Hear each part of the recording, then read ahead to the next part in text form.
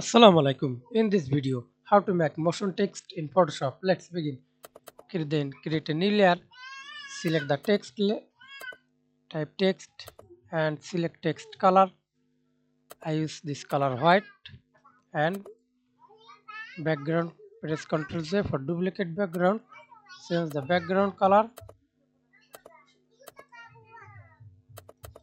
Right click and type anything motion text.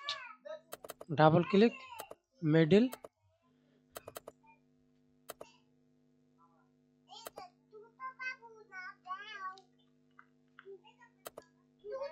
Okay, then press Ctrl T, hold Shift, resize the text. Okay, select the text, right click, convert to smart object, again right click, raster as layer, then go to filter, see this, click blur, and now find this motion blur. Okay, motion blur and angle.